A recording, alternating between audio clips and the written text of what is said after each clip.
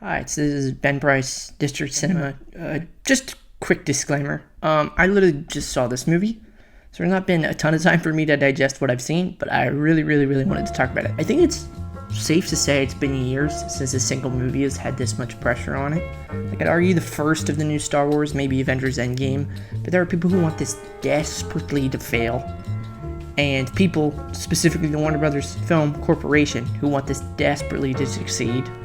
We have James Gunn behind the camera here. He isn't playing with rejects who would fall to the bottom of a child's toy chest. Destroyers, polka dot men, raccoons, trees. This is top shelf product. The hero of heroes. I'm not a Superman fan personally through and through, but this is a character that means a lot to a lot of people in a way that I'm not sure any other superhero does. And Superman is a cinematic entity. He's only appeared a few times outside of Christopher Reeve's portrayal and the ones who have tried to have swung and ultimately missed. So there's so much riding on it. Is this movie good? Yes, I say absolutely. James Gunn bets on wonder and hope and hangs everything on that. And in turn, I think this really shines. It just evokes a glee that is undeniable. I thought David Corenswet brought out exactly what it felt like James Gunn was after in this character. He's an ideal avatar for the qualities and morals that Gunn is taken with and exploring. This is a film about what it means to be an ideal, the weight of being an ideal, who Superman is to the world, who Superman is to himself, and how what he stands for is a product of who he is, that he is his very own code. Quick caveat with all that positivity, there's entirely too much going on here. Everything kind of happens at once. It's a sprint, not a climb. We're not going from point A to point B, we're kind of going from point A to point B, and then, point C to point D, we're in the middle of point A to point B, and it's zigzagging. You're quite literally dropped into this movie from its opening moments. I think the precision really is in the ingredients, not necessarily how they're blended together, even though I think the final product, ultimately the product of a steadier hand than the machinations of getting to that point.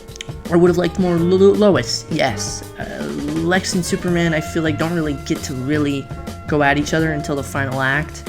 I liked the digressions with Jimmy Olsen and his journalistic pursuits, but I understand that some are going to see them as frivolous. I think with James Gunn in particular, you kind of have to take everything he's throwing at you, the gags and jokes and goo and creatures and emotional beats and action sequences, because what it builds to is so worthwhile. But in transit, it can feel like a mess. But to me, the mess is the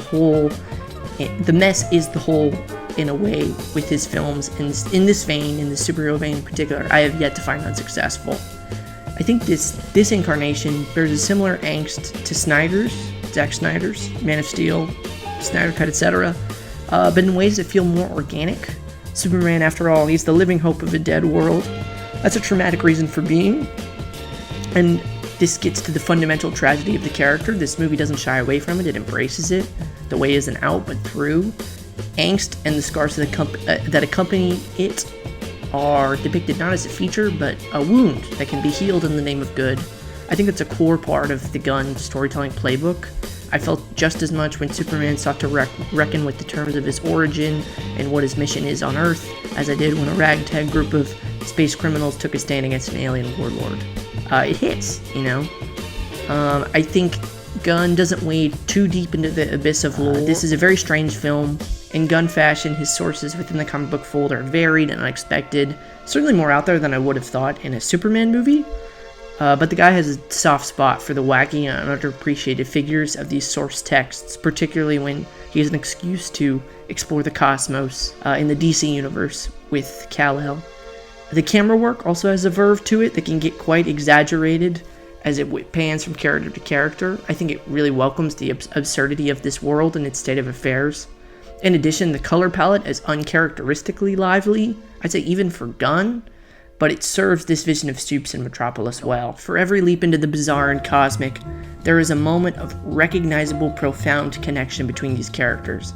At one point, Lois, in the middle of a fight with Clark, proclaims she's no good at relationships, as their date night takes a turn for the worst. And that line really hit me. Like, what a joy it is for us to get to understand these characters from the pages in the screen that have been reinterpreted and recycled and spit back out again, time and time again, and still have someone who gets us to understand them in a way that feels novel and exciting. David Corenswet, I mean, this whole movie is on him. I think he captures exactly what Gunn is attempting to remind us about this character, his decency, his naivete, that he exists with a code, an intrinsic necessity to help a world that doesn't have the same obligation to him. When Corenswet stands there in full Superman garb and proclaims his mission proudly and without embarrassment or irony, you have to believe him, or this whole enterprise is for naught. I mean, same goes for him flirting and then bickering and then getting in a spat with Lois Lane. There's no scene where he can falter, and I never stopped believing this was Superman. Cavill and Snyder's Superman was a god conflicted, a myth with a cape. But time and time again, what's demanded of Corenswet here is that he show us the humanity within the supersuit, and there's a vulnerability here that I found really refreshing. As he defends his actions as Superman to Lois, he volleys between bearing that same sturdy do-gooder righteousness and the whiny, sullen fits of a teenager who's come home past curfew, and at the same time, the tender concern of someone trying not to hurt someone they love. It's all there. Just as vital to Corenswet is his foe in Nicholas Hoult's Lex Luthor. I had high hopes for this performance given the run he's been on, between being pursued by Count Orlok and Nosferatu, and his miscarriages of justice with Clint Eastwood in Juror Number 2, not to mention The Order, underrated. But in Hoult, Corenswet finds his equal opposite. Hoult's blatant pettiness is repulsive, and he looms over the movie in a way I found impactful, even as it verged towards corny and colorful. Even when he's not plotting, you can't shake the whiff of his all-encompassing disdain. Hoult is able to contend with kaiju and creatures from outer space because he roars with the same inhuman fervor and practically drools when he's on the precipice of victory.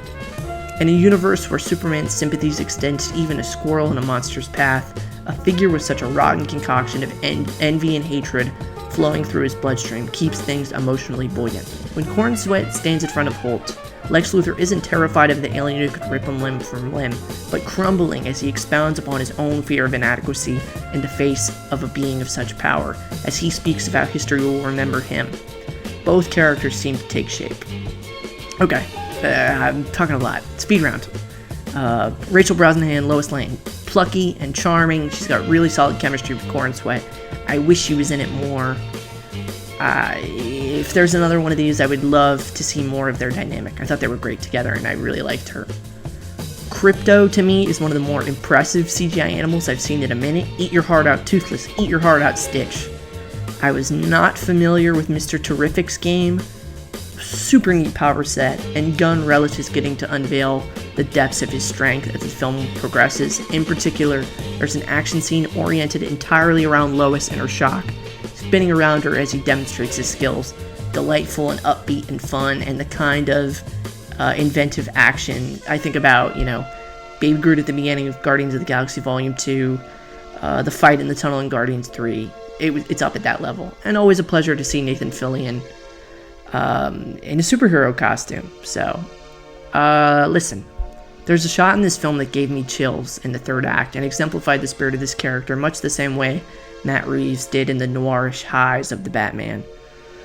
Superman has just lifted a building on his shoulders, par for the course, and as that building topples and the dust settles, and one of the civilians that Superman has saved looks back as she drives away, she sees his silhouette perfectly illuminated by the sun behind him. Superman is a character that you can hoist anything you want onto, but Gunn refines the text to Superman's very core. His powers make him majestic, but it's his abiding dedication to helping his fellow man, unparalleled among all of the myths and marvels we are entranced by. That is what makes him super. I walked out of this not wondering when characters might reappear, or what this means for the future of the superhero movie, rather entirely delighted by what this movie had to say about this character, and how even as the world changes, the qualities that make him irresistible remain within this film and through this film, and no small part to the work of James Gunn and David Corenswet and the cast and crew. This is a movie where Superman suggests that kindness is the new punk rock. I think it has a supreme earnestness that some are going to be allergic to, but I'm cured, and it absolutely speaks to the spirit of this character.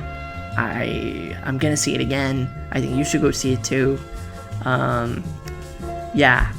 Listen, we got Fantastic Four coming up. We got Naked Gun.